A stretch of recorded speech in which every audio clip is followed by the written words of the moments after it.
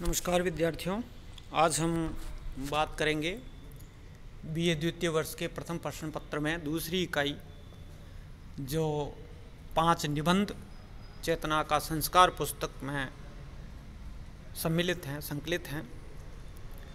उनमें से एक निबंध है बाल मुकुंद गुप्त कृत बनाम लॉर्ड कर्जन। ये लॉर्ड कर्जन भारतीय गवर्नर जनरल थे और इनकी जो नीतियां थी वो भारत के खिलाफ थी, चाहे राजनीतिक, प्रशासनिक या आर्थिक। उससे भारतीयों को बहुत नुकसान हुआ और उन्होंने जो दिखावे की संस्कृति का पालन किया या दिखावा किया, उससे भारतीय अर्थव्यवस्था को भी बहुत नुकसान हुआ। भारतीय पैसा या कच्चा माल विदेश जाने लगा और इन्होंने जो राजाओं के दरबार का आयोजन किया, विक्टोरिया हॉल का निर्माण किया, कई मूर्तियां स्थापित की, उससे भारतीय खजाना खाली होने लगा। बाल मुकुंद गुप्त ने बनाम लॉर्ड कर्जन में लॉर्ड कर्जन को संबोधित करते हुए उनकी रीति नीति पर व्यंग्य किया है। सर्वप्रथम निबंध की शुरुआत में शिव शंभू के नाम से ये लिखते हैं। शिव शंभू और कोई नहीं है, शिव शंभू स्वयं बाल मुकुंद गुप्त हैं। भंगेड़ी शिव शंभू के दिवा स्वप्नों के बहाने अंग्रेजी शासन पर व्यंग्य किया गया है। यहाँ पर यह भी एक व्यंग्य प्रदान निबंध है जिसमें व्यंग्योक्तियाँ एवं कटुक्तियाँ की भरमार है। प्रतीकात्मक रूप से यह बुलबुलों के स्वप्न देखते हुए जो बालक शिव शंभू हैं वो बुलबुलें पकड़ना चाहता है, उसे रोका जाता है। अंत में वह बुलबुलों के मैदान में है और वह बालक अचानक फिर स्वप्न खुल जाता है और वहाँ पर कुछ नहीं पाता है। इसी प्रकार यही प्रतीकात्मक व्यंग्य, यही कल्पना वह कर रहे हैं कि यहाँ पर जो अंग्रेजी शासन है वह स्वप्न दिखा रहा है और जब लोगों की आँख खुलती है तो वह कुछ मिलता नहीं है उन्हें। इस प्रकार यहाँ पर व्यंग्य और हास्य शैली में ब्रिटिश तानाशाही व अनैतिकता पर व्यंग्य किया गया है। शैली पर बाल मुकुंद गुप्त के व्यक्तित्व की छाप अवश्य है। हम इसके कला पक्ष की भी बात करें तो यह खड़ी बोली हिंदी में रचित है। जीवंत तथा विनोदपूर्ण उर्दू मिश्रित भाषा, व्यंग्यात्मक शैली, प्रतीकात्मक वर्णन, प्रभावपूर्ण या प्रभावशील भाषा सौष्ठव, प्रभावपूर्ण भाषा शैली। तो इस प्रकार यह जो शिव शंभू के नाम से वो लॉर्ड बनाम कर्जन को खत लिख रहे हैं, शिव शंभू के चिट्ठे,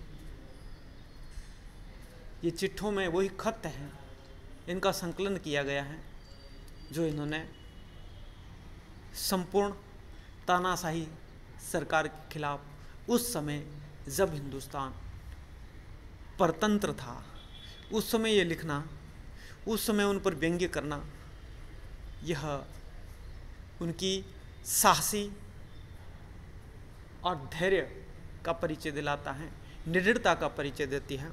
यह उनके निबंध। उस समय खड़ी बोली हिंदी अपने पांव पर खड़ी हो रही थी।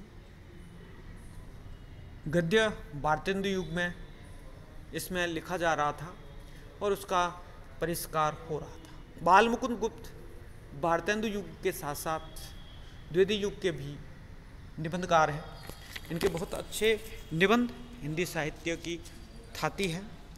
हम कुछ उद्धरण की बात करते हैं बनाम लॉर्ड कर्जन निबंध से। क्या कहते हैं?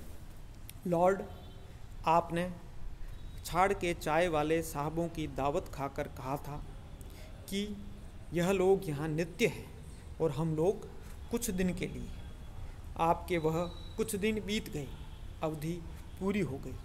अब यदि कुछ दिन और मिले तो वह किसी पुराने पुण्य के बल से समझिए। उन्हीं की आशा पर शिव शंभू शर्मा यह चिट्ठी आपके नाम भेज रहा है, जिससे इन मांगे दिनों में तो एक बार आपको अपने कर्तव्य का ख्याल हो।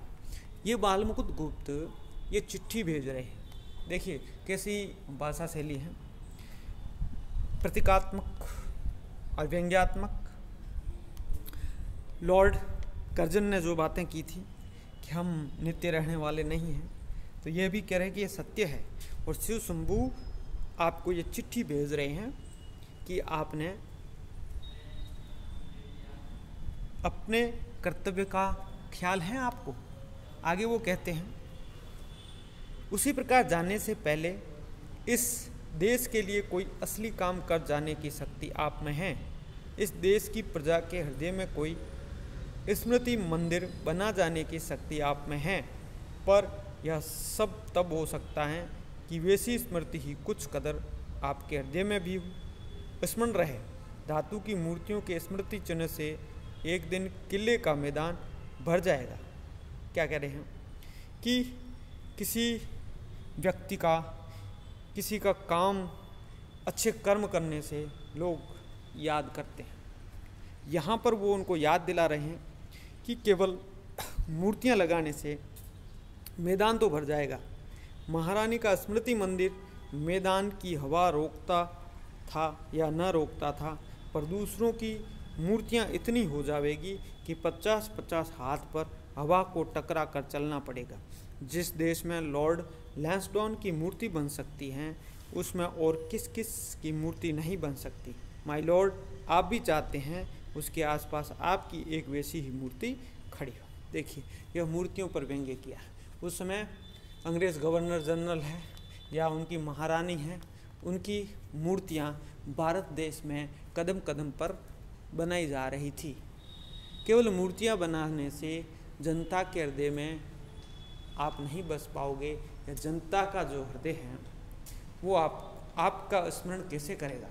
आपके कर्मों से करेगा। ये उनको अपने कर्तव्य की याद दिला रहे हैं। अगले पद में वह कहते हैं कि आइए मूर्तियाँ दिखावें। वह देखिए एक मूर्ति है जो किले के मैदान में नहीं है, पर भारतवासियों के हृदय में बनी हुई है। पहचानिए, इस वीर पुरुष ने मैदान की मूर्ति से इस देश के करोड़ों गरीबों के हृदय में मूर्ति बनवाना अच्छा समझा। वह लॉर्ड रिपन की मूर्ति। देखिए किसकी मूर्ति मैदान में नहीं है? लॉर्ड रिपन की। लेकिन लॉर्ड रिपन की जो मूर्ति है, वो स्मृति है, वो जनता के हृदय में है, जनता के मस्तिष्क में है। क्योंकि लॉर्ड रिपन ने भारतवासियों के लिए अच्छा काम किया। उन्होंने अच्छा कर्म करके लोगों के दिलों में जगह बनाई। उन्होंने ऐसे कानून पास किए जो भारतीयों के हित में थे। उन्होंने भारतीयों के हित में अंग्रेज़ों के कानूनों का भी उन्होंने खिलाफत की, जो भारतीय जनता के विरुद्ध थे। तो ये वो कह रहे हैं बालमुकुंद गुप्त। और देखिए एक स्मृति मंदिर, यह आपके 50 लाख के संगमरमर वाले से अधिक मजबूत और सैकड़ों गुना कीमती है।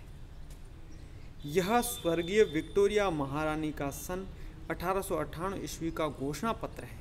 आपकी यादगार भी यही बन सकती है यदि इन दो यादगारों की आपके जी में कुछ इज्जत हो। कैसी प्रकार यह दो काम अच्छे हुए भारत में, एक लॉर्ड रिपन का कार्यकाल और एक विक्टोरिया महारानी ने जो 1857 की क्रांति के बाद एक घोषणा पत्र जारी किया था।